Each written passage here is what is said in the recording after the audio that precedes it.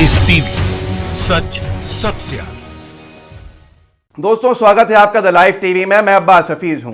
आपको बताना है आज क्या हो रहा है अनभक्तों के साथ विदेश के अंदर। जैसा आपको मालूम ही है कि भाजपा के अनभक्त जो विदेशों के अंदर हैं उनको एक एक करके नौकरियों से निकाला जा रहा है। खाड़ी के देश में जिस तरह से कई अनभक्तों को नौकरी से निकाला गया, उसकी वजह सिर्फ एक थी, इस्लामोफोबिया। इस्लामोफोबिया से जो पीड़ित ये जो अनभक्त हैं, ये अपनी ट्विटर, फेसबुक, सोशल मीडिया की प्रोफाइल्स के ऊपर नफरत भरे कमेंट्स कर रहे थे, नफरत भरे पोस्ट डाल रहे थे, जिसके चलते इनको इनकी नौकरी से हाथ धोना पड़ा। ये इस्लामोफोबिया की जो आग थी ये कनाडा तक पहुंची, कनाडा में अनभक्तों को निकाला और अब ये आग न्यूजीलैंड जा पहुंची है। न्यूजीलैंड के अंदर एक बहुत ही इज्जतदार पद पे बैठे एक अनभक्त को निकाल दिया है उस संस्था ने, जिस संस्था का नाम है जस्टिस फॉर पीस एसोसिएशन। आपको जान के हैरत होगी, ये बहुत इज्जतदार संस्था है और ये बहुत बड़ा कद रखती है न्यूजीलैंड के अंदर। इस संस्था का नाम ही पीस से जुड़ा हुआ है। उन्होंने एक कांतिलाल पटेल जो इनकी संस्था के अंदर जुडिशियल ऑफिसर थे, उनको उनके पद से हटाया है। जस्टिस फॉर पीस एसोसिएशन के वाइस प्रेसिडेंट ने कहा है, हमने कांतिलाल पटेल को निकाल दिया अपनी संस्था से क्योंकि वो नफरत भरे कमेंट्स लिख रहे थे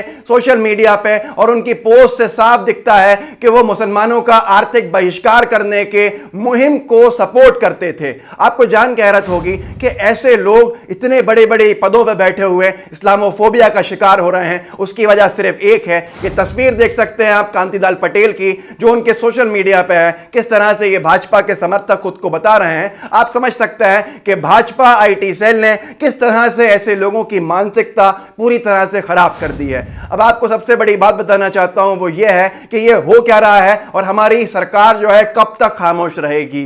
प्रिंसेस हिंद अल कसीमी बार बार आवाज उठा रही है सोशल मीडिया पे। वो अरब की शहजादी बार बार कह रही है कि मोदी सरकार कोई कदम उठाए जिससे कि ये नफरतें कम हो सकें और भारत फिर से खूबसूरत बन सके। लेकिन फिर भी उसी को ट्रोल करते हैं अनभक्त। कभी कोई कहता है 2 कौड़ी की राजकुमारी, तो कोई उसके कैरेक्टर पे बात करता है, लेकिन कोई सुनता नहीं है।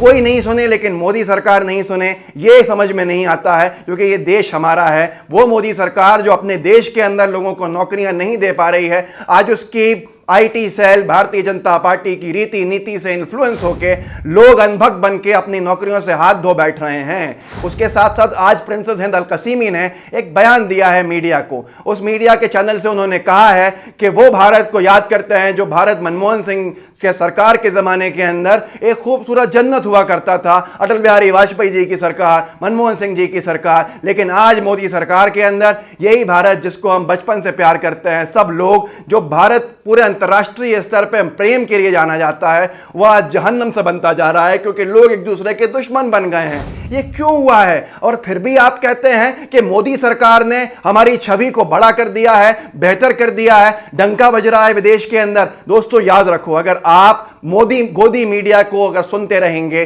तो आपको यही लगेगा कि मोदी सरकार बहुत अच्छा काम कर रही है। मैं आपसे सिर्फ इतना कहना चाहता हूं, अपनी आंखें खोलिए। अंतर्राष्ट्रीय स्तर पे किस तरह से हमारे खिलाफ कार्रवाइयां हो रही हैं और मोदी सरकार खामोश है। और ये कौन जिम्मेदार हैं जो लोग इस तरह के हेटफुल स्पीचेस लिखते हैं सोशल मीडिया पे? वो कहीं ना कहीं भारतीय जनता पार्टी को सपोर्ट करते हैं, उनके फेवर में ट्वीट करते हैं, फेसबुक पे पोस्ट लिखते हैं। मैं आपसे फिर कहना चाहूंगा, आपको अपने परिवार का सोचना चाहिए। इस अनभक्ति में मत आइए। मोदी सरकार रोजगार देने में फेल है, आप अपनी नौकरियां भी गवा बैठ रहे हैं। भारत के अंदर भी बहुत से लोग इस तरह के शिकार हो रहे हैं जिनको उनकी नौकरियों से निकाला जा रहा है क्योंकि ये मानसिकता कोई भी सिविलाइज देश या सिविलाइज संस्था बर्दाश्त नहीं कर सकती है। पर आपको सोचना होगा कि ये नफरतें क्यों इतनी फैल गई हैं कि पूरे अनभक्तों को जगह जगह अंतर्राष्ट्रीय स्तर पे जलील करके उनकी पोस्ट से हटाकर उनको नौकरियों से लात मार के बाहर कर दिया जाता है। आखिर इसकी वजह क्या है? इसकी वजह है मोदी सरकार को राज करना है, हमको बांट कर विभाजित करके, ताकि वो उनसे कोई सवाल नहीं करे।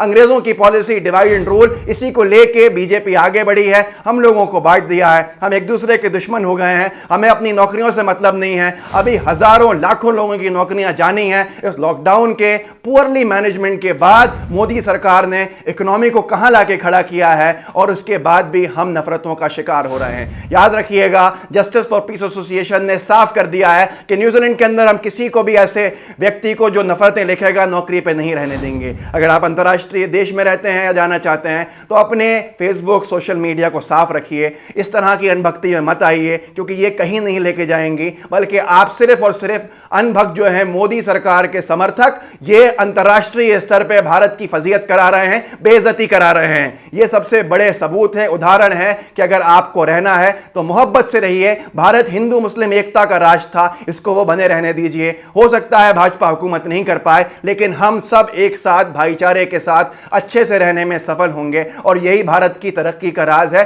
ऐसे ही भारत बढ़ेगा। अगर आपको लगता है कि लोगों को अवेयर करते रहना चाहिए, हमारे वीडियो को शेयर कीजिए, चैनल को सब्सक्राइब कीजिए और बेल आइकन दबाइए ताकि आपको हर नोटिफिकेशन मिल सके। जुड़े रहिए, परिवार को मजबूत कीजिए। जय हिंद, जय भारत। लाइव टीवी, सच सबसे आगे।